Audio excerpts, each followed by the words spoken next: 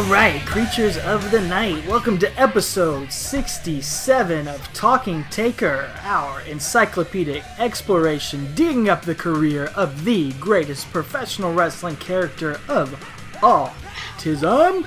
My name is Alex Dorio. I want to thank you for joining us for yet another round of Dead Man Talking, and I am joined, as always, by my tag team partner, my wrestling buddy, my co-host, my fellow creature, the true survivor himself, the man building up his own personal Survivor Series team, Travis White. How are you hanging in there, man? Are you surviving right now? I do. I'm the sole survivor. I got 5 in my family now, so, I'm the only one awake. My little one's on my shoulder here. Hopefully she won't make cat noises like she did last week during the podcast, but we'll see. Oh, there she is right there. So, apologize, ladies and gentlemen, but it is what it is. It's got to be done. Someone has to rock the baby. She made her podcasting debut last week. Maybe the youngest podcasting rookie of all time. I'm not sure. Yeah, she was 2 weeks old when she did that. So, yeah, man. Absolutely. So, well, babyface. We're glad to have her along for the ride. We're glad to have all of you out there along for the ride, listeners, as we journey on this ride over to Survivor Series 2000, a very, very important milestone in the career of The Undertaker, as we are talking about his WWF Championship match against Kurt Angle 10 years after The Undertaker's WWF debut. But really, I mean, let's be honest here, Travis, what we're really doing here is an episode of Talking Trousers, because we're about to spend a lot of time talking about The Undertaker's pants here in a little while. Dude, you said trousers. That's what my 2-year-old calls pants. Really? He doesn't call them pants. He calls them trousers. Yeah. He's a very wise young man. British shows on YouTube, man. So yeah, he calls them trousers. So yeah, man, talking trousers this week, dude. I did not realize the fandom these pants had until you put something on Twitter, a couple days ago. And so yeah, man, a lot of talking points for this episode. So. Can you believe it's been a decade, dude? 67 episodes. We covered a decade of his career. It's pretty incredible, man. And I think, I think people underrate what an achievement this was at the time, because sure, he debuted at Survivor Series 1990, pretty iconic debut in that Survivor Series elimination match. And you could say he's joined the 10 Club here at Survivor Series 2000. Yeah. I thought you would. But this was actually pretty rare back in the day. I mean, if you look at the WWE nowadays, it may not seem like that special of an accomplishment to spend 10 years in the company. Because, look at the main roster right now. Look at some of the people on there, like Alicia Fox or the Colognes.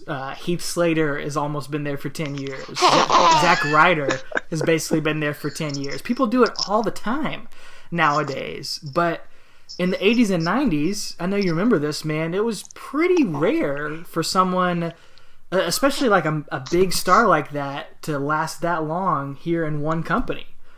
If you look back at some of the biggest stars like Macho Man, Stone Cold Steve Austin, The Rock, all of their impact was just over 4, 5, 6 years, not a decade. So This was pretty rare and pretty cool to see The Undertaker last 10 years.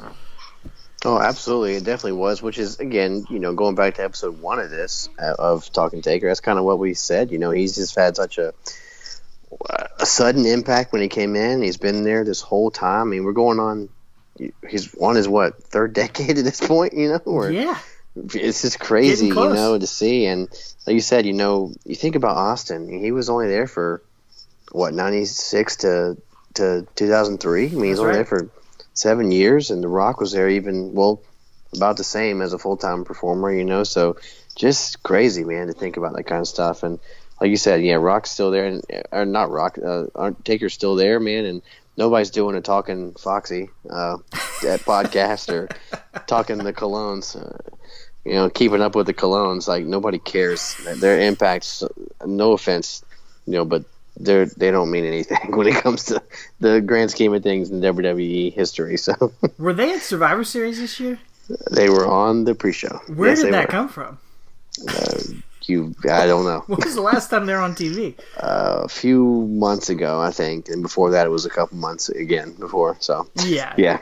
it's, they may have had a decade in the company at this point, but just like you just said, the impact, not even in the same realm here. Not even a blip. Yeah. No, not even close, man. So again, I just want to try to reemphasize that for some of our listeners out there who may not just really understand that was more than a tagline for this show and this match, right. A decade of destruction. It was a pretty crazy moment. And one of our listeners out there posted on Twitter, I can't remember who it was, but they said that this was, back in the day, it felt like, oh yeah, he's probably closing on the end of his career, probably at this point.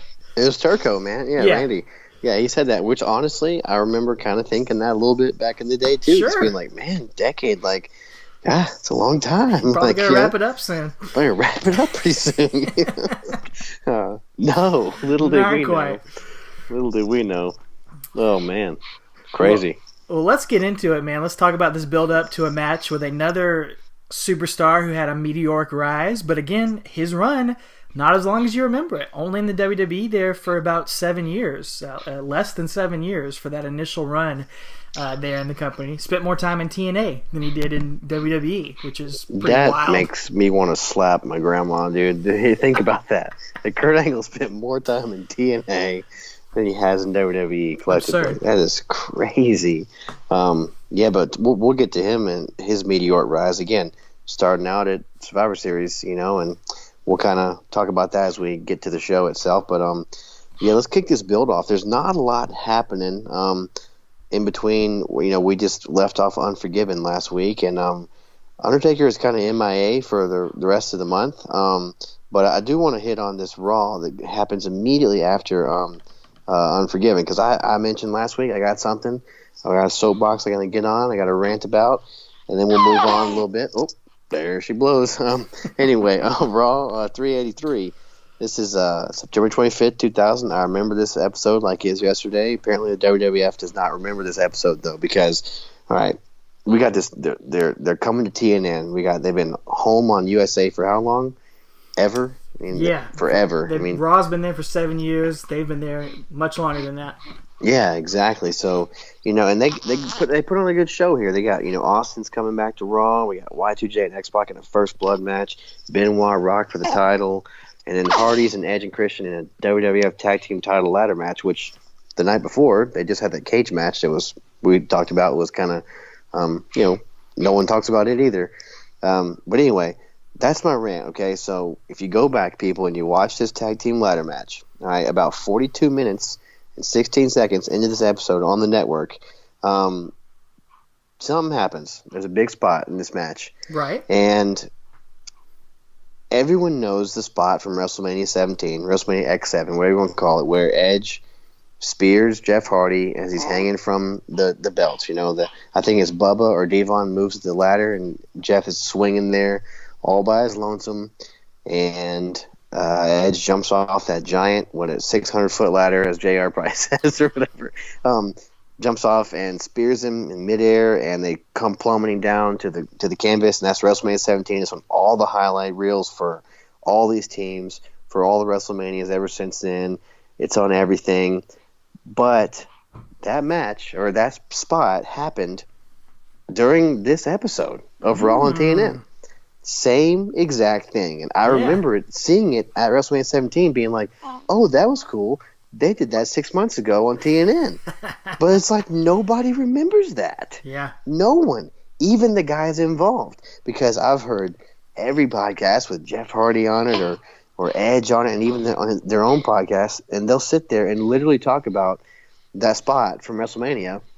And I think it was on Table for 4 or Table for 3, but they had all 4 of them on it on the network, and they were talking about, we didn't we kind of had to practice that the night before Maniacs. We'd never done it before. Yeah, you did. You did 6 months ago on TNN. And why does no one remember that? It's just I don't know, man. It grinds my gears. It maybe because I do remember it and it stands out, but I don't know, man. It's like I don't know. If WWF doesn't want you to remember that it happened, it didn't happen. Andre actually got slammed in Japan by Stan Hansen multiple times before Hulk Hogan body slammed him. But this is actually in the WWF. It's in their own canon. It's in their own history. So I just don't get why that gets I don't know, it gets overlooked. I don't know, but yeah, for some reason anyway. I mean I remember that, but I guess if you had to ask me, I would have said that they happened in reverse. Like I know the Raw and TNN happened first, but like I would say that happened after the WrestleMania X7 thing, and they repeated that spot because they burned it into my brain that was. That was the original thing. So, it's interesting to look at it and realize, nope, that wasn't quite the case. Yeah, I don't know, man. For some reason, it just bothers me. But like I said, we're not talking Edge and Christian, but that thing just really I don't know. It really bothers me for some reason. I don't know why. History. Yeah, I just don't like that. But anyway, Taker does have a little cameo on this episode of Raw. Austin walks into his room and his locker room, and it's like. And as soon as he walks in, Taker goes, "Don't give me that look." It's just great. He looks like, "Don't give me that look." He said, I was taking time off, so I ain't the guy you're looking for. And if they'd run you over, they're going to run me over too." He said, "It's a shame, isn't it? Someday me and you, we're going to have to go." And then Austin's like, "Is that a shame?" And Taker stands up, and they go face to face, and he says, "You know what?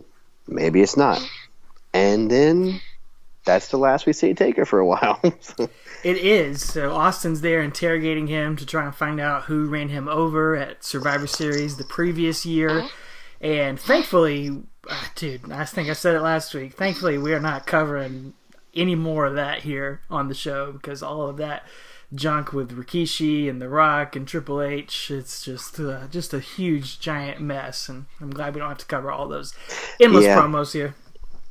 Yeah, it's all bad. In fact, I think I saw on Twitter just last week that somebody asked Austin what his least favorite storyline was ever, and he said this. He said the Who Hit Me storyline was his least favorite thing. I don't blame him. So yeah, it's my least favorite thing too. Yeah, it sucks. So, but like you just said, Undertaker is mysteriously missing for the month of October. We kind of do our research here on the show every week. We try to go back through the WWE Network and recap all the build to these matches that we're covering. And so beforehand, I'll go read reviews to see what I need to watch on these shows. And yeah, Undertaker is not on Raw anymore. He's not on the No Mercy pay-per-view, oddly enough. And there was not much information that either one of us could find online to figure out what exactly they was. They never explain it on TV. In kayfabe or in reality or anything like that. So thankfully, one of our Twitter followers at Masked Wrestlers, his name is Richard Land, put the question up on Twitter and he responded quickly with some information from the Wrestling Observer, from their archives, from the October issues of 2000 on the Wrestling Observer. So, you can take that with a grain of salt, if you will, however you might feel about Dave Meltzer and his info, but this is pretty much the only information I've seen about anything from that time. But he originally said that Undertaker was going to be kept out of the ring due to a groin injury in one issue, and then the next week followed it up. Meltzer said that Undertaker was going to have to remove his gallbladder after having gallstones, and that was going to keep him off the October pay-per-view, but the plans were to get him back in time for the November pay-per-view, to at least do an angle or storyline, possibly a match in there. So that honestly adds up. The timeline makes sense. I couldn't figure out any reason what was going on with any of that, so that makes as much sense of anything. Obviously, like I say, you can take it with a grain of salt, but that's perhaps why The Undertaker was gone during this time. Don't take it with too much salt, because I'll give you gallstones. True. So. Did it say he's going to remove his own gallbladder? Is he that much of an American BA? He's going to remove his maybe own Paul Bearer was going to do it. Man, we hadn't seen him. It's been too long. Can you imagine him coming out on like a sidecar? Yes, I can. That's all I want to imagine. But thankfully he got stitched up, healed up, got that problem resolved, and we got him back soon enough. But during that time, another one sad note, or a couple notes. Like I said, we don't see the No Mercy pay-per-view, but Kurt Angle is going to win the WWF Championship there, which of course important going into Survivor Series. I was so mad. Oh yeah, as I've mentioned, me too. I was so angry that Kurt Angle was a champion already. I was like, this dude hasn't. He was such a perfect heel. I bought everything hook, line, and sinker like a good little Mark should, and I hated him, the character. I was so upset that he won that from The Rock, and so kudos to him being a year in and having me suckered in. Angle was one of those guys for me. I think I've seen this a lot. He's a guy that I did not think deserved the title when he held it, but by the time he lost it a few months later, he was established in my eyes, and I could see him as a champion. A lot of guys, like, they get the title, it feels like, oh, it's long overdue. They deserve to be champion for a long time. Maybe like a Dean Ambrose or something like that. It was like, dude, I can see him as a champion from day one. Kurt Angle, not like that at all. But by the time it was done, definitely he was a top guy in my eyes. I think kind of like what you're just saying. Yeah, and like you say, sometimes the title makes the guy, and sometimes the guy makes the title. And this time, the title made him. So I think for sure. So Brock Lesnar was kind of like that for me too when he first won the title, because it was so fast. I was like, dude, he's not ready for that, man. But from same guy, The Rock. So. Yeah, sure. He definitely put guys over. Yeah.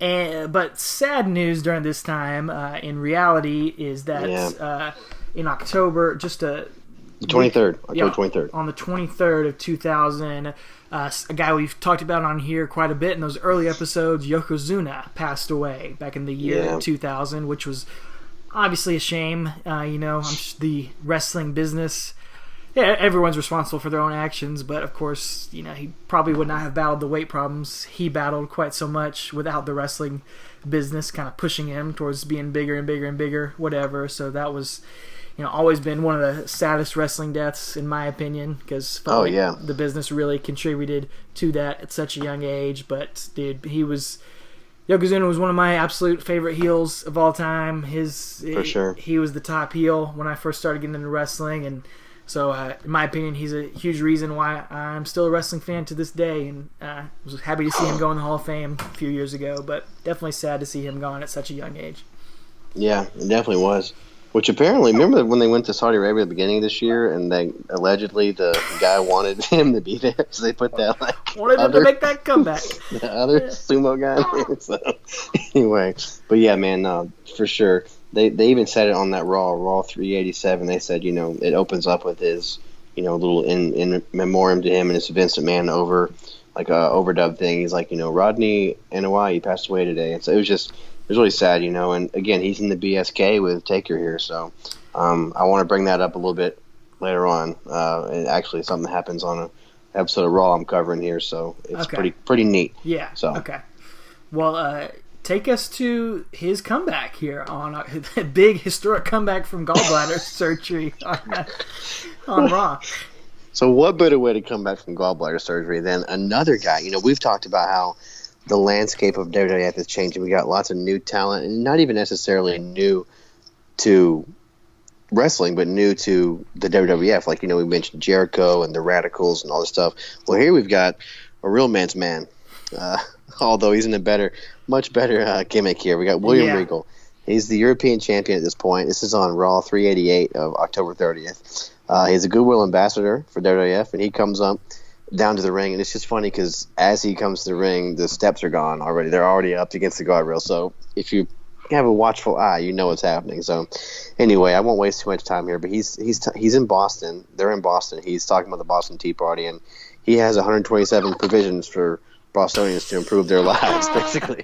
So he unfurls this scroll, and he's gonna read them, and he gets to about 3 of them, and then the overdubbed, you've done it now, you've gonna be it. And that music starts hit. So I guess it was the real music back then. And he comes out, Taker comes out on his bike, and again, he's been gone for a month, at this point, and it is an absolutely enormous pop here in Boston for him because, they didn't expect it. We didn't know he was coming back. Yeah. They didn't make a big deal out of it. So he comes back, and he's got a black BSK beanie on his head. It's really cool. Obviously, and it's a black one. It's got purple letters, says BSK. Pretty neat. So he basically just gets in the ring, kicks Regal in the stomach, gives him a last ride, which almost goes awry because as he lifts him, I'm not sure if he just didn't get a good handle on him, but Regal falls back down almost. Taker doesn't drop him, and he just kind of pushes through, picks him all the way back up, and then gives him the last ride, which was if he just had gallbladder surgery, that probably wasn't good for the stitches. Probably not.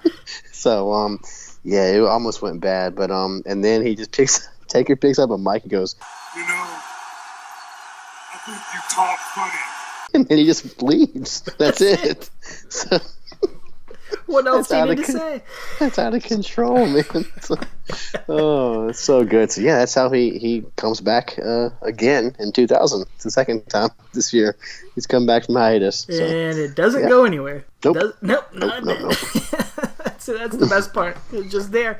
Yeah. One off little segment. It just happens. Oh man, Yep. I love William Regal so much.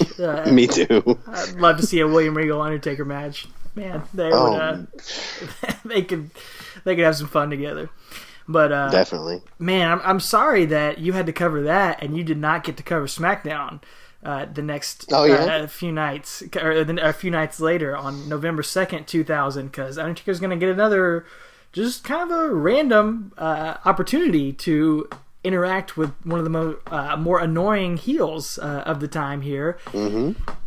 As old Steven Richards is going to come out to cut a promo, the leader of your favorite number one faction, the Right to Censor. Number one faction, my butt. All time. Yeah. Okay. 4 Horsemen, NWO, DX, of course. DX. Above all right that. above them, RTC. They have been running rampant over these shows during this time, though. No doubt about it. Fantastic. Yeah. Well, this promo is Richards gets on the mic. He says that Hollywood has been hiding behind the First Amendment laws for too long, and he wants to come together, unite all the politicians of the world with the RTC to come together to say no more. And just think of all the changes the Right to Censor have already made in the World Wrestling Federation due to the strength of our conviction. Just imagine how many changes will be made when those convictions are conveyed through our politicians. So, we ask for your support, we ask for your trust, and we ask for your vote. The vote for censorship, and it is for your own good. I'd like to ask him to shut up. And really, this promo is all about another thing that's been going on in these shows is they have been, the WWF has been doing this voting campaign, Smack Down the Vote.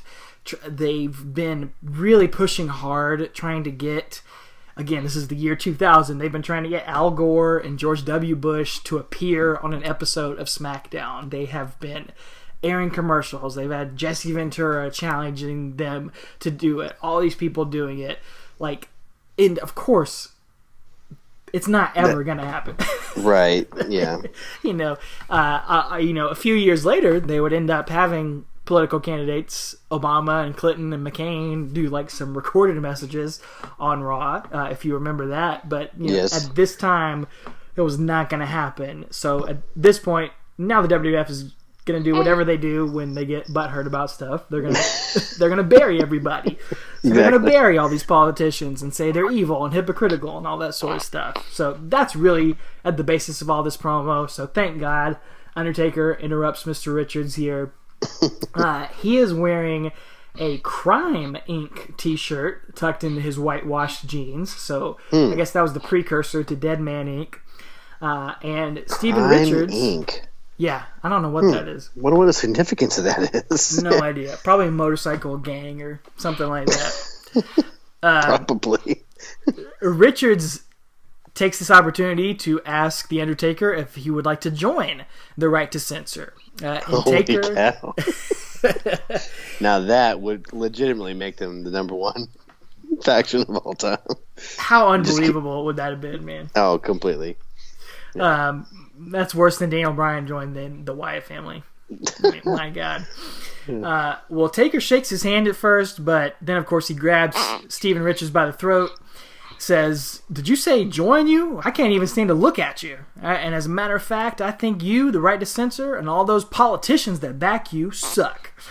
So, again, got to get on this burial of all the politicians that ignored the WWF. Right. So Undertaker gives Steven a last ride, as Michael Cole's going on and on about, this is true freedom of expression right here. And it's just making my eyes roll the entire time I'm watching it. Undertaker hops on the bike, drives up the ramp as the rest of the right to censor run down, and as they run towards him, they end up jumping off the side of the stage as he's about to run them over, which was a neat little visual. And that's it for that. That's a thing that happened. His comeback week, he interacts with William Regal and Steven Richards. So clearly, that's crazy. They have no plans. Well, yeah. Well, I'm glad you explained what you just explained, because on Raw 389, on 4 days later, on November 6th, they just, I think it might be the first match of the night after the opening promo. It's commentary tells us that the right to censor requested a match with Taker, and I was lost. I was like, what? Because they didn't show a recap or anything. I was just like, what are you talking about? Why? But so anyway, it's Val Venus, the heavy hitter from the RTC. I guess probably the best wrestler in the RTC, honestly. Hey. Don't you disparage Bull Buchanan like that. Oh, man. I'll take a Taker, man. Anyway, we got Val Venus, and if any RTC member interferes, they're going to lose their shot at the tag team titles. So that's the stakes on this match. So it's pretty back and forth at first. It's kind of weird, but then at the end, Taker kind of takes over and beats Venus pretty soundly with the last ride. And then he's been wearing his denim cutoff shirt during this match, and then at the end here, he kind of rips it open and he's got a Yoko shirt on. So wow. One of those like early 90s ones where it's just like the giant face and then like their name on top, so really cool throwback there, and I just thought that was really neat. Last week he had the BSK beanie, this week he's got the Yoko shirt, and he kind of like pats himself on the chest like that and raises his arm like, this is really, really, really neat there. Cool touch for the Smart Marks that understood what he was talking about, and their actual friendships. I really like that. So. That's pretty awesome. It shows just, again, the evolution. You'd never see the dead man Undertaker do something like that. But it's exactly cool that gets to happen during this run where he's being a little more realistic and open, and he can do something like that. It's a really nice touch. Well, thank God here that plans changed going into SmackDown November 9th, 2000, because I guess maybe we were headed to some sort of Undertaker versus Right to Censor type matchup at Survivor Series. I have no idea. I have no idea. That's what it seems. But basically what seems to happen is that it was looking like it was going to be Rikishi and Stone Cold Steve Austin possibly here at the Survivor Series. But it was clear that feud wasn't working out. So Triple H got transitioned into that feud. They sort of retconned things after a few weeks and said, oh, wait a minute, no. Triple H is the guy that was behind Rikishi being the guy who ran over Stone Cold Steve Austin. So that, hey, maybe we can get some heat into this. Maybe we can have an actual good match. I don't know. And so, that being said, it was going to be Triple H versus Kurt Angle, it looks like, at Survivor Series 2000. All that gets shuffled around, and a week and a half before the pay-per-view, we're going to get a new number one contenders match for the Survivor Series with Chris Jericho against Chris Benoit against Kane against The Undertaker on SmackDown. This is going on in the midst of Kane and Jericho's feud over spilt coffee, if you guys remember that out there. I'll never forget that. And, no, we don't need to talk anymore about that. This match was kind of weird, man. It has those rules where two guys are in the ring in a fatal four-way, and you have to tag other people in to get in the ring, which I always hate that, especially because it's not elimination. It's first pin or submission, so it's like, why would you ever tag out? Exactly. But it doesn't really matter. It only goes about 5 minutes, and Undertaker chokeslams Kane and then gives the last ride to Jericho to win really cleanly and really emphatically to become the number one contender for Kurt Angle pretty much out of nowhere. And to show you how important this match feels, immediately after he gets his hand raised, we just cut to the back to see Lillian Garcia interviewing The Rock, who's just arriving to the arena. So that's really where the focus is, people. Yeah, exactly. So Yeah, Kurt Angle's champion, but he's kind of he's not an afterthought, but he's kind of an afterthought, as far as the focus. We've seen that before on this show, how really the main guy is the most over guy, and that's not necessarily always the champion. And we've seen it with Stone Cold, we've seen it with The Rock. Those guys are the main event, not necessarily who has the WWF title. And then stick Triple H in there at this point too. Yep. Even if he's over or not, they're still going to put him as if he's over. Exactly.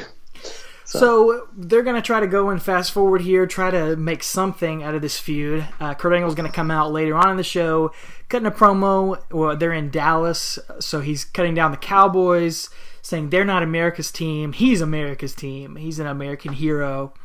Undertaker, or Leathertaker, I would say here, based on his look, interrupts. Kurt's furious about this, and Taker says he's just got one question here to ask. Do you know where you're standing? Kurt Angle says, yeah, of course, I'm in the middle of the ring. And Taker says, no, you're wrong there. You're in my yard, and I'm the big dog that runs that yard. So, as you mentioned last week, he started using that as one of his catchphrases, and the crowd is catching on here. They start barking like Rick Steiner or something like that after that. Nice. That's awesome. Yeah, I don't remember that at all, but it was nice. No. But then Taker coins another new catchphrase here as he says, come Survivor Series, you will become the first casualty of Dead Man Incorporated. So, of course... out of nowhere, man. Starting a new LLC right there. There you go. Dead Man Eagle LLC. Yeah, he's all about getting that merch money. Absolutely. Bro, he's got to get some new shirts. So that's pretty historic promo right there. And then later on in the show, this was kind of random, the new Lieutenant Commissioner, Deborah, who is under Mick Foley. That totally slipped my mind. Yeah, short-lived. Wow. Ew, I forgot about that. I didn't mind it. Nope. Now I remember, yeah. She stops Kurt Angle in the hallway and lets him know that her and Mick Foley were watching earlier. They agree that Kurt Angle is greatly underappreciated, so they want to give him a chance to shine on Sunday Night Heat and let him defend his WWF title against a mystery opponent. Kurt's, of course, not happy about this, and doesn't really lead to anything, but that opponent ends up being Crash Holly against Kurt Angle on an episode of Sunday Night Heat. So, doesn't have too much to do with our build-up, but there you go. Well, not so fast, my friend. It does play in a little bit on Raw. I was weirded out, too, that he fought Crash Holly. I wasn't sure where that came from, so I'm glad that they mentioned that on SmackDown, because on that next week's Raw, on Raw 390 on November 13th, so this is, 6 days before the pay-per-view? Yeah. Which I thought this most recent Survivor Series in real time, 2018, was a little thrown together. Their main events were that everything changed the last week beforehand, but, man, looking back 18 years here, it's like... Yeah. They didn't have injuries. They just decided to change, the way the ship was sailing, and here you go. So it wasn't uncommon back then, apparently. So I don't know, kind of weird to think about. But when they're winning the ratings war like they were, it didn't matter what they did. But exactly. Yeah. Raw opens up this night with Kurt Angle coming out, and he's like, I'm going to be Taker this Sunday at Survivor Series, and he says he's going to prove who he says he is by beating Taker this Sunday. I'll prove that Taker is what he says he is, both bad and you know what. And he then says he's going to take on a man who said that he can beat him with one arm tied behind his back. So I guess on Heat last night, Crash had, like you said, they wrestled, but then Crash said he could beat him with one arm tied behind his back. So Angle's like, Undertaker, I invite you to watch this match to see what I do to him, because that's what I'm going to do to you on Sunday. So Crash and Molly come out, and he's got his arm tied behind his back, like he said. And this goes back and forth, honestly. Crash gets a lot of offense, strangely. But then he escapes out of his little tie and gets a lot of near falls. It reminded me a lot of, remember that Triple H and, oh golly, what was it? Who's the guy? Taka Michinoku. Taka. Remember that match? Yeah. Or Seth Rollins and Neville a few years ago, too. Yep. Remind me of that. Just kind of neat. The crowd was really into it, and they knew it wasn't going to go anywhere. But it was kind of neat to get the crowd into it. So Angle ultimately wins with the ankle lock, and I was blown away, dude. I did not remember that until 2001. Yeah, I didn't think he had that yet. Yeah, I remember slightly before WrestleMania 17 when he fused with Benoit, he started using that. So I did not have any idea he pulled that out here. So nice. And who's he feuding with? The Undertaker. So we'll say the Undertaker forced him was responsible to add that to his arsenal for him using the ankle lock, which has come on to become one of his most iconic maneuvers. See, Undertaker Incorporated, Dead Man Inc. is already starting the side business here. Add it to the list, man. So after that, Angle beats Crash with a chair, and then who returns but Hardcore Holly. And those of you who remember, Kurt Angle about 5 months earlier had broken Hardcore Holly's arm on a botched moonsault, and I remember that match on SmackDown. So he comes out with absolutely no, fanfare. He just kind of runs out, and the crowd goes nuts. And Edge and Christian come out to help their buddies here, and then Taker comes out as well, and he looks the sleaziest I've seen him look since he came back. Man, he's got black leather bandana, a black tank top tucked into his black jeans.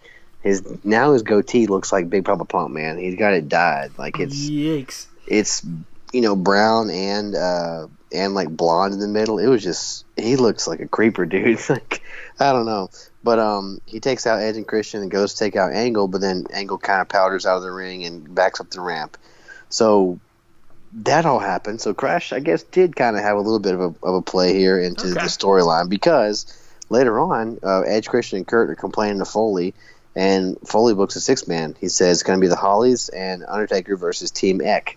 So, he doesn't say Team Eck, but that's what we always used to call him. So, and I just thought it was a missed opportunity for the WWF that they didn't put a Z on the end of the Hollies like they did for the Dudleys and Hardys, and Taz had an extra Z. So that's why on the Hollies. They're not considered the same caliber, I guess. They don't have the Z on there. You had to have that extra Z to really be legitimized, I guess. So, but dude, that's a heck of a team up right there. The Hollies and the Undertaker. Yeah, I know. Talk about some stiff shots in the ring, probably. Man. So yeah, we get that 6-man.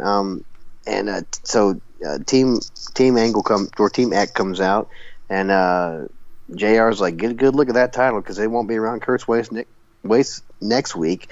And then Hollies come out, Taker comes out, and there's already a sign in the audience that says "I work for Dead Man Inc." So I thought that was pretty cool. So it's only been less than a week. So anyway, this 6-man match goes on. I mean, it happens, and Taker's tagged in, and Angle runs like a scalded dog, JR says, and he tags in Christian. So Taker just kind of takes it to Christian, his whipping boy, as we've mentioned here on the podcast. Edge and Christian are always his whipping boys. So eventually Taker goes nuts when Angle finally gets tagged in, and Hollies take out Edge and Christian. Angle hits a suplex, goes for Olympic Slam. It's reversed into a choke slam, and then Taker picks him up and hits a huge last ride and pins Kurt Angle clean in the ring. 6 days before the show. So you pretty much know he's not going to win 6 days. So, but the crowd does go nuts for that. They really love that he just pinned Angle clean in the middle of the ring. So, yeah, I don't know, man. I don't always agree with a clean loss right before a pay-per-view like that, but, Angle is a heel, so I guess it's okay. But It definitely makes the champion look a little weaky going into the show. I guess you got to do something in the short term to try to get some sort of heat or excitement on a match like this. Yeah. So, but as Taker leaves the ring, he looks straight into the camera and goes, "That's my yard." So I thought that was pretty cool. So, and dude, this episode of Raw had 2 6-man tags, and the main event's an 8-man tag. That's a lot of stuff. And again, I thought like nowadays that's typical, like to have something like that on a 3-hour Raw, but they were doing it 18 years ago, man. And it's really dumb when you got Survivor Series coming up in 6 days, and that's supposed to be one of the selling points, is you're going to see all these big tag matches. Exactly. Whatever. So, anyway. Well, the go-home comes on SmackDown 11/16/2000 on the WWE Network. It's going to give us a match between Undertaker and Jericho versus Angle and Kane, or as I like to call them, Kangle. They're going to be... You've always enjoyed calling them I've always have, man. It's one of my favorite things. Those two feuds combined right there. Angle gives Kane a pep talk in the back, telling Kane that, despite what everyone else in the world thinks, he believes that Kane really is better than The Undertaker. He says all this disparaging stuff, actually trying to make Kane mad and get him fired up here. It's a no DQ match, and it sees Kane chokeslam Y2J through the announce table. Meanwhile, Taker kind of picks apart Kurt in the ring. Kane saves Angle from the last ride and slams him down. Undertaker goes to hit a chokeslam on Kane, but Angle saves with the chair. Undertaker boots the chair back into Angle, but then Kane slams a chair on Taker, and Angle gets the pin, pick up the win for Kangle right there. So actually, Kurt Angle is going to walk into Survivor Series with a little momentum heading into the show. So I guess they're keeping it even, 50-50 here. So maybe it's not as clear exactly who's going to walk out with the title. There you go.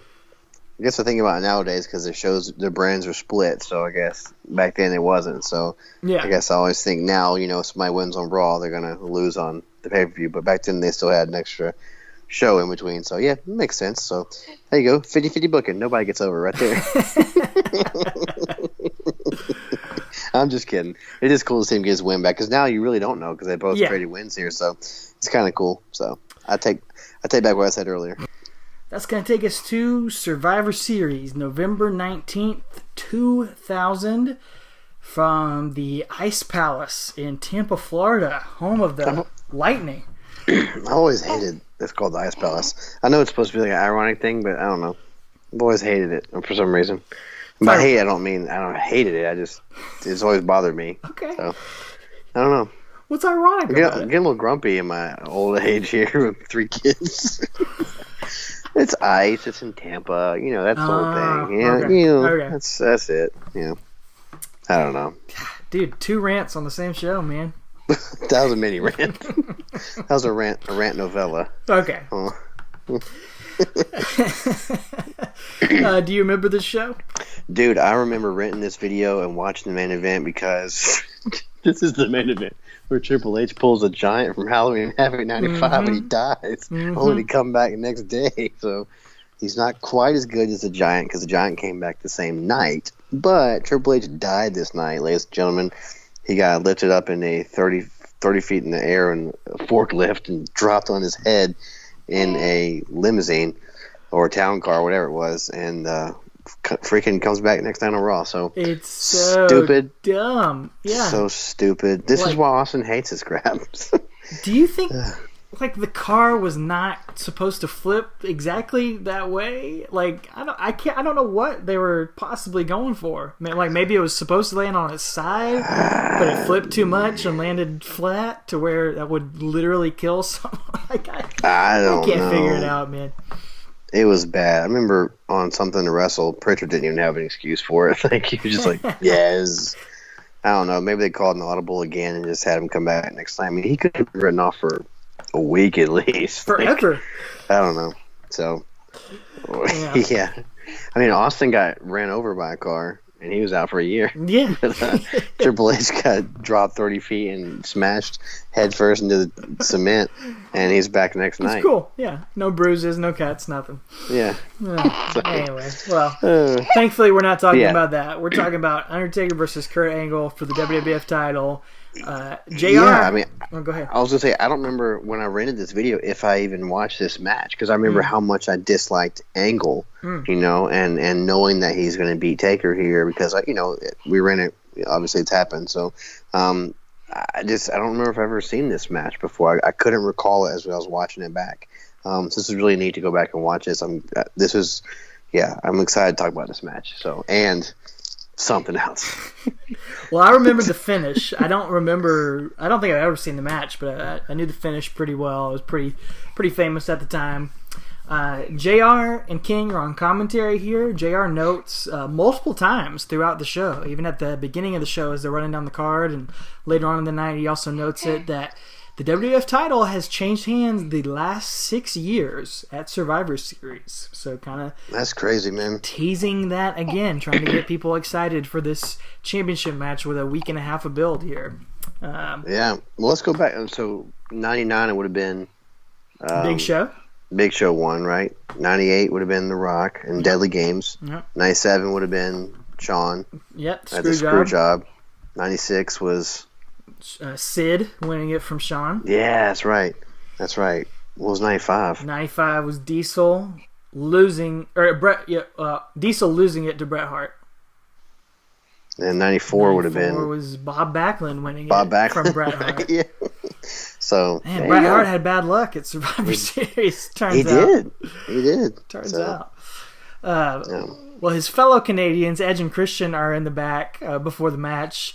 They're trying to come up with excuses like they tend to do so that they don't have to help Kurt Angle in his match later since they're afraid of the Undertaker.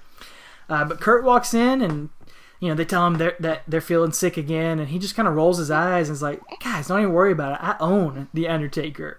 So he just wants to ask them where they want to celebrate later and ask them if Molson's, if they like Molson's and if there's a non-alcoholic version of that famous Canadian beer. So nice little skit. They're so good together, man. Undertaker's backstage too. He's talking to investigative journalist Michael Cole, and Taker says he's going to celebrate the decade of destruction and that Dead Man Inc. will open its doors to Kurt Angle, and this golden boy is going to take his last ride.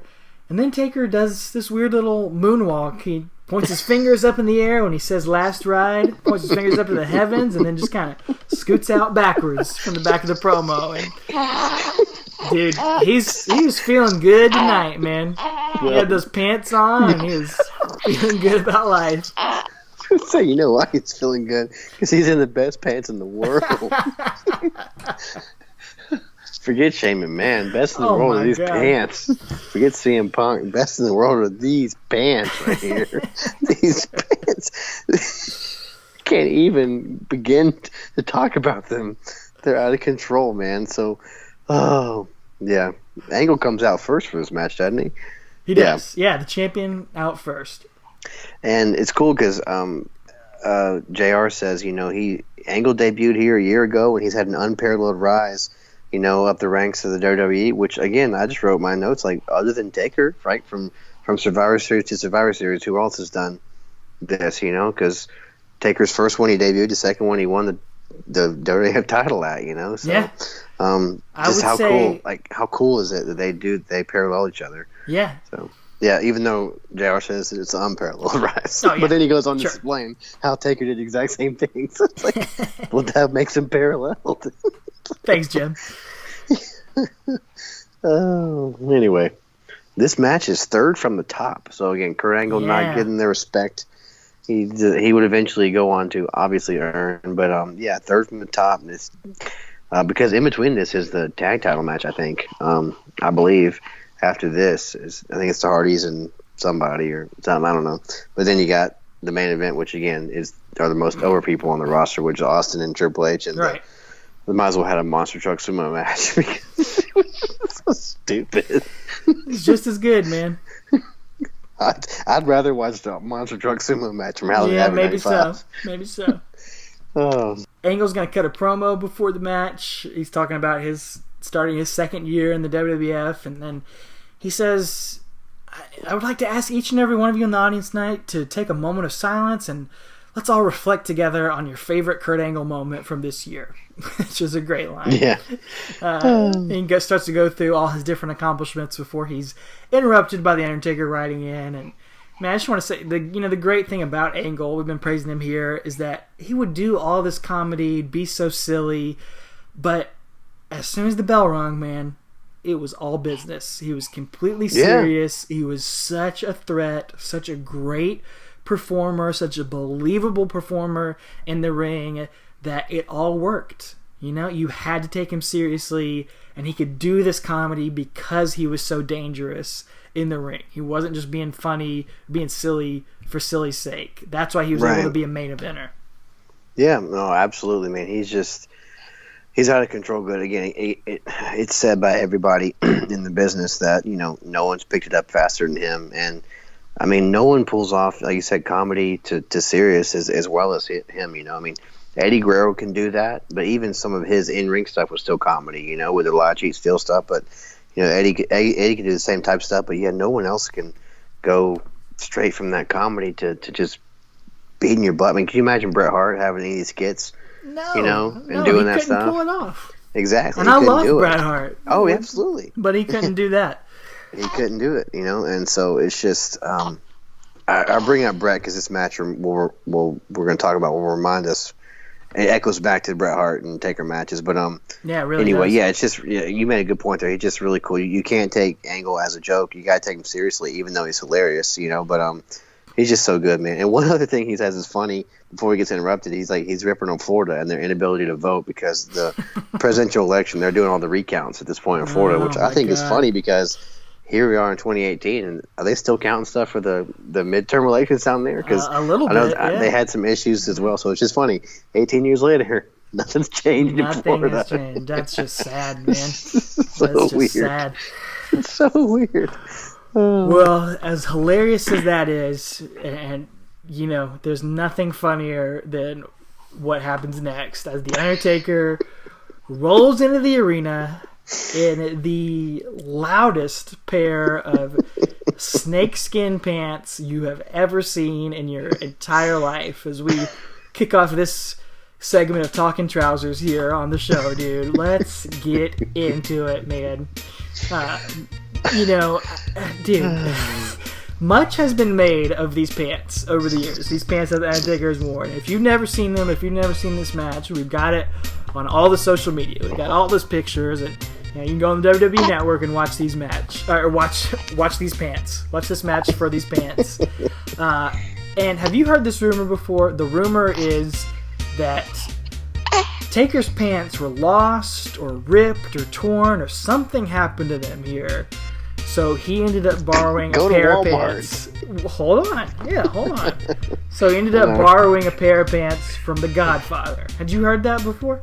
I have heard that before, yeah. But there's a hole we could poke in that, right? Yeah. So they do look almost exactly like the pants that The Godfather wore at Royal Rumble 2002. He comes out in like a suit. He's got a jacket that matches those pants. So there's a lot of evidence, strong evidence pointing towards that theory. But here's the hole, dude. There's two holes, I'd like to say. Number one, what was The Godfather doing at this time? Oh, he was in the greatest faction of all time. Mm-hmm. He was the good father. Mm-hmm. He was not the a good brother, but he was the good father. So all he needed was black slacks, or white slacks, whatever. Exactly. The Godfather was not wearing the pimp stuff during that time. And even so, at that time when he was the pimp, he just wore black slacks. He didn't wear like crazy leather pants during that time. So they would have to be like his street clothes or something like that. Then very well could have been. Yeah, they could have been. They could have been. So let's say maybe they were. But here's what you just said, dude. What has Taker been wearing this entire run? Walmart's finest. Yeah. We said it on Unforgiven. He looked like he just strolled into Walmart and picked something off the rack or Tractor Supply or something, dude. Why? He wasn't wearing the leather Dead Man Inc. pants that we'd see him wear for a lot of this run. He wasn't doing any of that yet. He was just wearing street clothes. So why in the world, if something happened to his pants, why would he not just head to Walmart and buy a pair of jeans or borrow a pair of jeans from Kane? Yeah. Big Show, somebody, man. So these are the pants he had to wear this night. It doesn't make any sense. There's got to be something there, man. There's got to be a story there. And he's not a guy that plays ribs either. So, allegedly, he doesn't like rib people. So there's no way he was just like, I'm going to do this to pop the boys. Like, he doesn't do that. He takes wrestling very seriously, according to what we've all heard. Well, here's my theory, dude. He saw these pants, and he, in his mind, thought this was going to be his sweet new look for the rest of the time, man. Somebody sold him on these pants. He got really into them, but by the time he showed up and got out there, he just got roasted by everybody. And maybe he gave them to Godfather after this match, and then Godfather decided to wear them for his days. Like, Taker's like, I can't wear these anymore, man. Nobody liked my pants. And I think Undertaker pulled a Chris Gaines. He got too confident in his abilities here, tried to branch out into something really different, and got roasted for it, and put it away in the closet and never mentioned it again. Much like Garth Brooks and Chris Gaines. Oh, does Chris Gaines have a stand at Las Vegas like Garth Brooks did? If he would, I'd have front row tickets. Oh man, I got that album you got me, Chris Gaines. The best of Chris Gaines looks fat. Anyway, if you don't know who Chris Gaines is, ladies and gentlemen, go look him up or consider yourself lucky. So, and yeah, dude, it was right around this time too. It was. It sure was. Yeah, maybe he did. Maybe he legitimately thought. Maybe Sarah, his wife, thought that these pants looked hot. Maybe they were her pants. We mentioned the ladies' pants that he talked about a few episodes ago. Remember in the front row? Yes, talking about some ladies' pants. Right. Maybe these were her. So maybe he got these pants from that lady. I don't care where he got them. I thank God that he got these pants because it's so awesome. It's so awesome.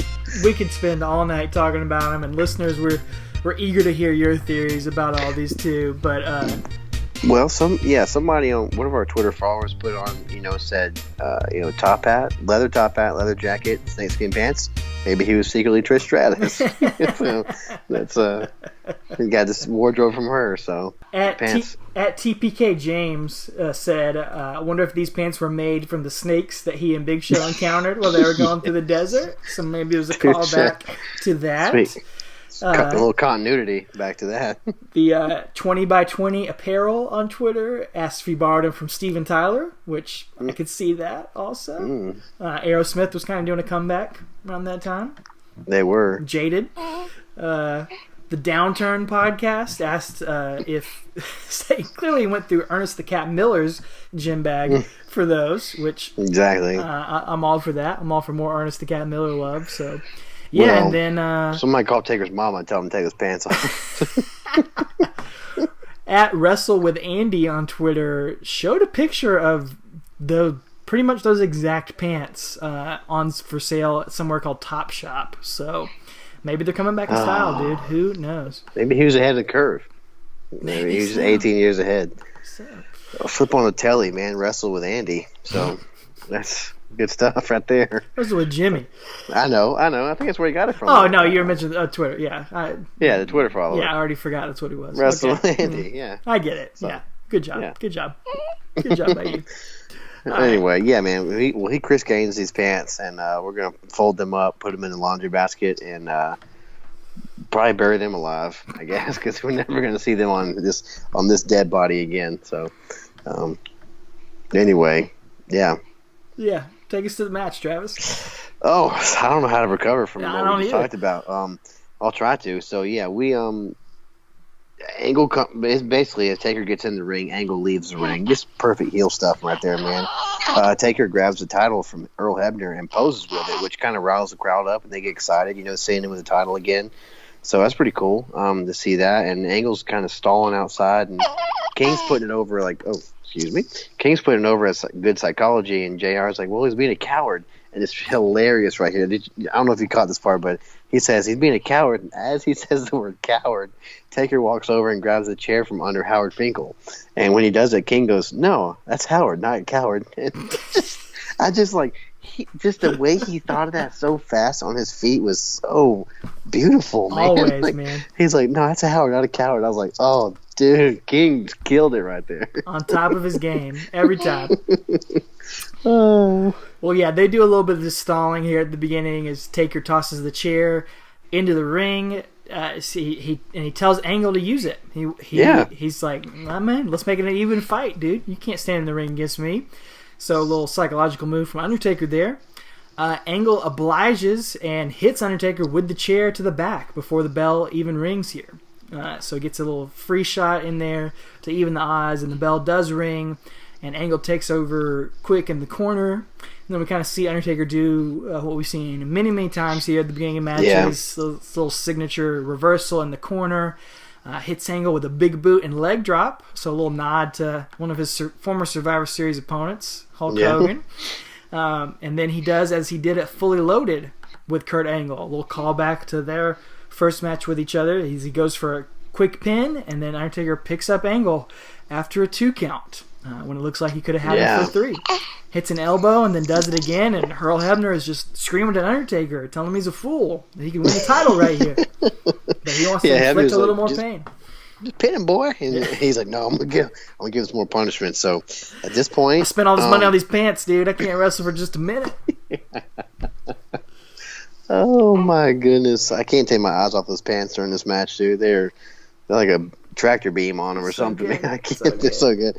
Well, those pants go up high right now because Taker goes old school and he yells like we mentioned last week.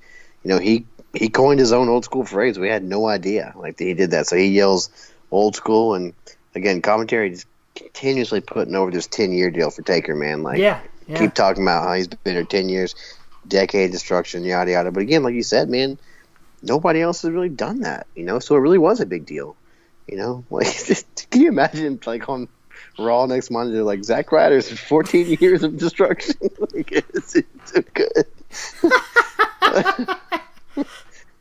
Well, anyway, R-Truth's decade in the WWE. Holy cow! Oh my god! But oddly enough, on the decade of destruction, Undertaker cannot accomplish the perfect 10 landing on the outside. Kurt Angle takes over, hits a big German suplex, but then clotheslines Taker out, and Undertaker stumbles. Man, doesn't do the perfect 10 for the decade of destruction. I was very disappointed in that. I was too, man. I really thought he'd land that one, but he didn't. So that German suplex was cool to see because you don't see that often. In fact, I think JR says that. I've never seen anyone suplex Taker like that. So which is pretty cool. So and then Angle comes off the apron and he gets caught and gets his spine ran into the ring post multiple times, and then Taker starts clubbing him in the back, and JR is trying to put a little psychology in. He's like, oh, he's working over his lower back to soften him up for the last ride, which I don't know about you, but I don't need softening up. I tell you, last ride, I'm out, dude. That move is brutal. And this pretty soon after that, we are going to see those guys who said they didn't want to interfere in this match, Edge and Christian, are going to run out to the ring and distract the referee as the Undertaker, he reverses an Irish whip from Angle into a armbar takedown. Yeah. Nice little submission move there from Undertaker. We haven't seen... Well, we've seen a little submission wrestling. I don't think we've seen that quite exactly. Well, yeah, it's not like a cross arm breaker arm bar. It's like one of the what they call like a Fujiwara arm bar, like to the side, you know, where he's on him, almost like I don't know, like Becky Lynch does a disarmer now. It's kind of like that, but he's still kind of laying down. So pretty cool. But you know, he's got Angle in that move, and as Hebner's distracted by ENC, Angle taps out. He does, yeah. Yeah. So pretty cool to see. Since the ref is distracted, Taker is going to roll outside and decide to go after his whipping boy, Christian. Just Christian. He's got more respect for Edge. You got to take out Christian. Angle tries to help his buddy Christian, but Taker goes for a choke slam, but Angle takes out the legs. So he's going to continue to try to, I guess... weaken him, chop him down, maybe go for the ankle lock later on. Yeah, and this is the part where he gets him in like the leg lock, like a leg lace or whatever, like Jarrett says, and this, you see Taker fighting out with elbows and punches, like we talked about selling on the run kind of, but he's not running, but he's just kind of selling. There's constant movement. He's not just laying there, you know, and it's just, at this point, man, my mind just got taken back to those Brett versus Taker matches, Shawn versus Taker, even the really early Austin and Taker matches, like before Austin got dropped on his head, you know, when he was a little more of a mechanic in the ring. This match really took me back to those, because everything Angle does from here, the rest of the match, it just mirrors those Bret Hart matches. It's incredible, man. So, and in fact, I think JR even says he must have studied tapes of other wrestlers who have taken on the Undertaker. So, pretty cool that he picked up on that too. I think it's cool you got those same vibes, because I got the same thing as I was watching this, man. It felt very much like that, and Kurt Angle, you know, in-ring wise, very much reminded me Bret Hart at his best as well. We mentioned, not quite on the same level character-wise, but in ring for sure. It was cool to see those comparisons in there. And what a shame that we never got to see that. Oh my gosh, yeah. Can you imagine? It would have been incredible. That may have been the greatest match of all time, possibly. Yeah, really seriously. Could have been. Especially like an All-American angle against Super Canadian Bret Hart. Oh man. Oh god, I didn't think about that. It would have been awesome. Writes itself. Yeah. Oh man. Well, as Angle gets that leg lock on Taker, he's getting huge Angle sucks chants from the crowd. You can tell he's really getting over as a heel. And Taker's using those MMA skills that he likes. He's kind of fighting while he's on his back, while he's mounted by Angle here. Taker gets back up. He's going to do that cool little backflip out of the ring, and he just decided to go beat up on Edge and Christian for a little bit, get his strength meter filled up a little bit more while Angle's in the ring. And then Taker goes in and chokeslams Angle, but Earl Hebner is still distracted with Edge and Christian, so Undertaker's only able to get a 2 count. Off of that, they trade a bunch of near falls here. Taker gets a couple 2 counts, and then Angle starts kind of working over the leg again. Yeah, it's just working that leg and slamming it on the apron of the ring, and then he locks on that figure 4 in the middle of the ring, which I think we saw Bret Hart do as well in one of those matches, if I'm not mistaken. And then, Taker goes and reverses the pressure on the Kurt Angle, which is the stupidest thing. So, it's just so dumb. That's how it works, dude. I remember you and I legitimately trying that, and this doesn't work. But Angle gets the rope after screaming in agony because Taker has reversed the pressure. But and then at this point, Taker hits a tilt-a-whirl power slam for a 2 count. It's cool to see, but. You made a good point in your notes here. He's done this a bunch. He's added this to his moveset now that he's in the Spiker Taker character, but as he's doing it, he gets the guy into tombstone position, but ends up just kind of power slamming them. And it's just like, you've got him right there, bro. Just pivot a little bit, hit the tombstone, and knock him out. That's your signature. Exactly. I never understood that move from him. Me neither. I don't understand, but I guess he's just trying to get away from the tombstone, to distance himself from that. So, although, I'll bring it up in just a minute too. But anyway, we see at this point, Angle trips Taker and then drags him to the ring post, and then this is where the Bret Hart similarities just go out to, just absolutely line up completely. Yep. Because he does that figure 4 around the ring post, which is just iconic. Oh, yeah. Bret Hart and DDP. DDP used to do it as well. So, it's just, man... Like I said, what a tragedy. We never got to see them wrestle. So, Velveteen Dream just did it on NXT TakeOver a few nights ago. He did. He's done it a time or two. So, yeah, good stuff. But, of course, you can only have a 4 count. You got to break that, because it's a legal move. And then we get back in the ring, and Taker hits a stun gun on the turnbuckle. Get a 2. Kind of like a Snake Eyes stun gun thing. So, that was new to me, and I don't remember seeing that. A little something different there. Yeah. Angle goes for a power slam, and Undertaker reverses that into a tombstone attempt. And that was kind of interesting, too, because we have not seen him bust out the tombstone too much during this time.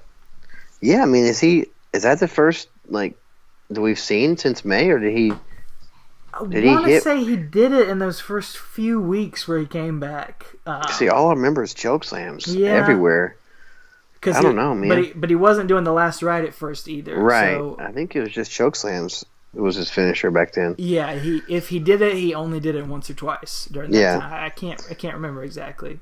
But yeah, not too much. But the crowd noticed and they popped, man, when they saw this tease right there, him almost doing it. So, but it doesn't work because as he's holding Angle up, they kind of both fall over the top rope. And this leads us here to the ending of our match here. So they're both on the outside and Kurt Angle disappears. Yeah, he crawls under the ring. Taker walks to the outside, pulls him out, and sends him back into the ring. Taker does that signature throat slash, puts Angle between his legs, hits the last ride, and goes for the cover here. Earl Hebner goes down, hits the mat once, hits the mat twice, and then stops at just 2 9/10 right there. Stops counting. So it's looking like another sort of screw job here, playing again into the old Survivor Series screw job. As Undertaker stands up, he starts threatening Earl Hebner in the corner. As the announcers are speculating, oh my God, did Earl Hebner sell out? What's going on? And then all of a sudden, we see another Kurt Angle. Yeah, another Kurt Angle comes up, sneaks up Undertaker, rolls him up, and holds the tights that the ref can't see, and gets a 3 count at 16 minutes and 15 seconds. So Kurt Angle has successfully defended his title here against the Undertaker. So Angle immediately rolls out of the way, and Undertaker just looks completely confused. Just like, what just happened? So, yeah. The announcers are confused too, as Kurt Angle and his doppelganger Kurt's doppelganger is just selling in the ring, and Kurt is walking away with the title. And as we will find out the next night on Raw, that it was Eric Angle, Kurt Angle's brother, who worked alongside him to fool The Undertaker in a very, very memorable, very, very creative finish here to end what I thought was definitely The Undertaker's best match in the year 2000 so far. Best match we've seen him in since he came back, in my opinion. Yeah, I'd say so too, man. It really reminded me of 97 stuff, just the stuff with Brett and stuff with Sean, a lot more actual in-ring wrestling stuff. And it's really, really cool. So, yeah, I remember this Eric Angle body double thing was cool. And they used it again during 2000 and was that 3 with Brock Lesnar? Yeah. That one was really, really cool as well. But, yeah, we see, Angle just plays the perfect heel, rolling out of the ring, celebrating up the aisleway. Just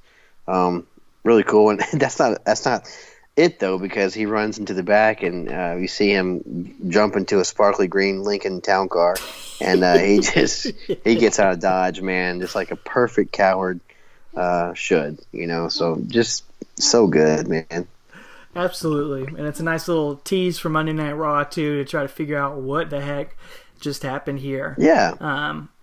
I will say, I think it's kind of maybe questionable that I feel like that could easily be a disqualification for Kurt Angle there. Yeah. Although I guess Eric did not technically, he didn't interfere. Undertaker pulled him out and brought him into the ring. But really the finish would still be the same. Kurt would still walk away with the title. So, whatever. I guess it doesn't really matter. I'm just nitpicking here. But what I'm wondering is, how did the Angles know that exact scenario would happen? How would they exactly be able to pull that off? Yeah, that's one of those things you got to just suspend your disbelief for. But yeah, I'm trying. Right. But yeah, you're right. Stuff like that kind of boggles my mind when you try to sit there and think about it for real. It's like, how did they know at this point in the match I'm gonna, come onto the ring, or maybe if things get too hairy, I'm gonna come onto there and you're gonna do that, and he's gonna be, his back's gonna be to me. I'm gonna be able to roll him up immediately. Like, I don't know. It just is what it is. You can't think about it too much. No. But anyway, it was good stuff, man. I definitely think both of you and I would both recommend this match, and definitely I think his best one since coming back at Judgment Day. So definitely, for sure, he's getting back to the swing of things, getting back into full form here, knocking off all the ring rust. And that's how The Undertaker celebrated his first decade of destruction. And here we are, man, 2018. What do you think, Travis? Do you think we'll see The Undertaker celebrate an official third decade of destruction, maybe in the year 2020 at Survivor Series? You think that's possible? Yeah, I do at this point. The way he sporadically just wrestled. Like I said, man, I really thought he was done with Roman Reigns, and he's obviously not. So I don't know. I wouldn't put it past him to just wait out another 2 years, and 2 years from probably this date, and be his last match. And I don't know. And he might want to go out of Mania though, so who knows what he wants to do. So I don't know. I think I can't. He surprises me all the time nowadays. I don't know what he's gonna do. Yeah. So whether it's a match or some sort of moment or something, I'd say at this point, yeah, you're right. There's a pretty good chance we'll see him celebrate that third decade one way or another. Whether that's, I think it'd be a great way to end things. Maybe go off into the sunset right there, 30-year anniversary. But I do think it's more than likely to be at WrestleMania at some point or another. But who knows, man? Right. We'll cover it one way or another as we keep rolling into the last ride. And next week, we are going to roll into Armageddon 2000 with that legendary 6-man Hell in a Cell match that there's only one of that actually happened, but it still makes it into the video game every single year. And that's true. One of my favorite matches to do on the video game, those 6-man Hell in a Cell matches. But if you're listening out there and you've been following along, you will notice that we're actually going to break our cardinal rule here one time and one time only. Although we kind of break it for some of the Royal Rumbles, but really... we are going to skip an Undertaker pay-per-view match at Rebellion 2000. That happens in between Survivor Series and Armageddon. And here's the reason why. That match, we've covered all the other UK pay-per-views, and they've been really fun to cover. Really kind of some hidden gems, some fun little surprises in there, and giving us a nice little transition, breaking up some of these long build-ups. This one has a match between The Undertaker and Chris Benoit. And obviously, we've talked about Chris Benoit. We talked about him last week on the Unforgiven match, and I'm sure there'll be other opportunities to talk about him. But I'll take the heat on this one, Travis. I said to you that personally, I wasn't really interested in covering a whole episode on Undertaker versus Chris Benoit one-on-one. It's the only time it happens. And maybe if it was a real pay-per-view, no offense to our UK listeners out there, but maybe if it was a more major pay-per-view, we'd figure out a way to cover it. But, you know, we like this show to be really fun. We like to be silly. We like to be goofy. And, you know, we'll get into all our reactions and feelings on the Chris Benoit stuff one day down the road when we hit the time where he died and committed murders and all that sort of stuff. We'll go in depth on that one day, I'm sure, but it's still not fun for me to watch Chris Benoit matches. I've watched very, very little of him. I don't enjoy watching him anymore. I'll watch a 4-way match or maybe a Royal Rumble he's in every now and then, but I don't go back and watch his single matches, so I'm not super interested in watching this one. We can talk about it. We can cover it from a historic point, but look, we don't want to do an episode like that, and you know, I'll take the heat on that. Oh no, you don't have to. It's definitely. I didn't want to break our rule, but I do. Yeah, I do for this one because you're right. Having like an hour or hour and 20 minutes of breaking down this match would be kind of tough because of our own personal feelings of him and how. I mean, I've said on this show before I used to have his tapes from Japan and his involvement in Super J Cup and stuff. So. Was a really big fan, and so like I said, we'll cover all that tragedy when we get there. But really, there's not a lot of build up, honestly, in between Survivor Series and Armageddon anyway. I don't think there's many weeks anyway, so we'd really have a really short episode there and a short episode for Armageddon, I think. So we're gonna do all in Armageddon, and we'll just mention the Rebellion match. But like I said, hope you guys can respect our decision. It wouldn't be a fun Talking Taker episode like we'd like to have. So.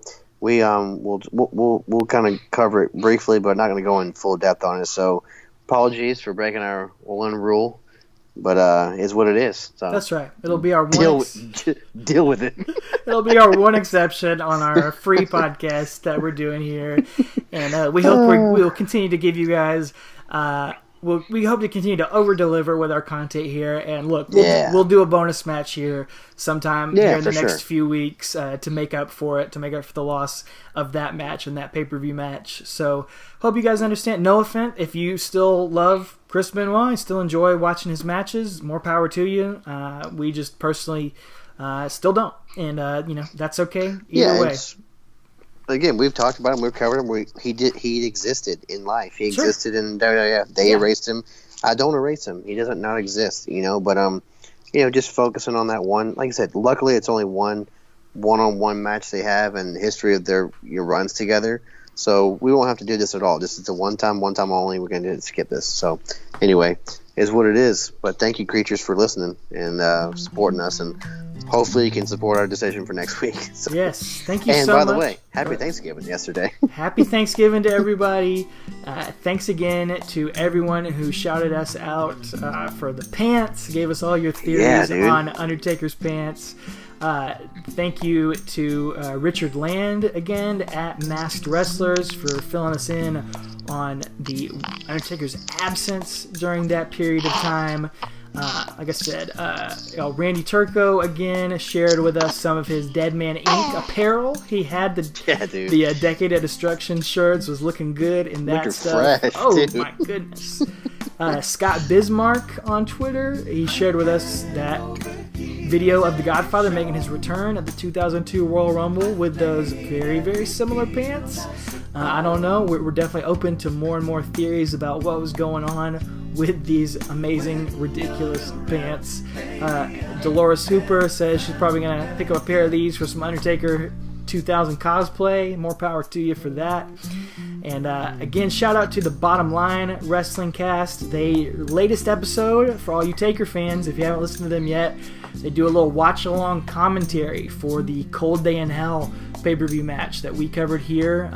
We enjoyed that one. I don't think they enjoyed it as much as we did, but you guys can go listen to that one if you like. They're doing their similar version of what we're doing with Stone Cold Steve Austin going through his entire WWE career, so shout out to them as well. Yeah, I think, and correct me if I'm wrong, was it Dolores that, it was her or Lou Jane that said that this was the midlife crisis version of The Undertaker? Wasn't that a couple weeks ago? It said, he comes back from his hiatus, he's got wearing jeans, he got a motorcycle, dipping everywhere. We never really thought about that, but this is the midlife crisis version of The Undertaker. So I love they pointed that out. I meant to point it out last week on last week's episode, but we forgot. So anyway, I think your Sarah theory is pretty spot on. About the pants? Yeah, maybe she designed them or picked them out. I think she wears something like that later on, during the Stalker angle and stuff with DDP. Well, so I don't know. We'll have to see. We'll get there. Oh God, we will.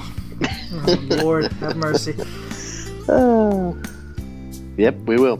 So anyway, ladies and gentlemen, we thank you for sticking around with us, and thanks for all the support we got. And we'll see you guys next week. Happy Thanksgiving, and most importantly, take her easy. So, therefore, I have prepared a list of 127 ways in which you, my Bostonian friends, can improve your life. Thank you. What? It's only a 2-hour show. 127 ways that we can improve our lives. Number 1. Chowder and beans are fine as long as a napkin is present. I cannot stress this enough. Well, this is for Bostonians. Number 2. I realize that you people are bitter since your baseball team hasn't won a game and... Hey, wait a minute, we got 125 more to go. Since Woodrow Wilson was president. But that's no reason to take it out on the rest of us. Percy Bambino still haunting the Red Sox. Number 3. I've noticed that you have problems pronouncing. What the hell?